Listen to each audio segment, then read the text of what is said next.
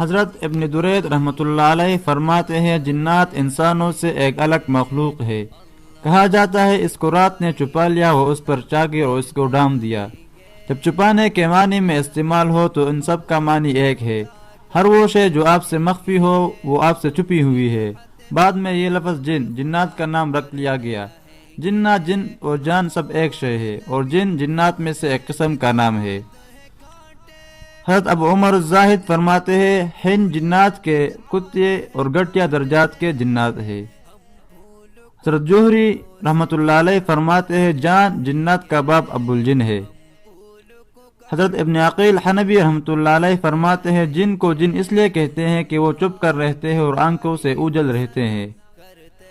یہی علامہ ابن عقیل رحمۃ اللہ علیہ فرماتے ہیں شیاطین جنات کی وہ قسم ہے جو خدا کے نافرمان ہے، اور یہ ابلیس ملعون کی اولاد میں سے ہے۔ علامہ ابن عقیل رحمۃ اللہ علیہ فرماتے ہیں مردہ انتہائی سرکش اور انتہائی گمراہ قسم کے جنات ہے۔ حافظ ابن عبد البر فرماتے ہیں اہل کلام اور اہل زبان کے نزدیک جنات کے کئی درجات ہیں۔ جب یہ صرف جن کا لفظ ذکر کریں گے تو ان سے صرف جن ہی مراد ہوگا۔ اگر وہ اس جن کو ذکر کریں گے جو انسانوں کے ساتھ سکونت رکھتے ہیں تو عامر کا لفظ ذکر کریں گے، اور عامر کی جمع عمار ہے۔ اگر سامنے آ جانے والے جنات مراد لیں گے تو ارواح کا لفظ استعمال کریں گے، اور اگر شریر اور سرکش ہوں گے تو ان کو شیطان بولتے ہیں۔ اگر اس سے بھی آگے نکلے ہوئے ہو اور معاملہ بہت خطرناک ہو تو اس کو غفریت بولتے ہیں۔ شیخ تقی الدین ابن تمیمہ رحمۃ اللہ علیہ فرماتے ہیں کہ طوائف مسلمین میں سے کسی نے بھی جنات کے وجود کا انکار نہیں کیا۔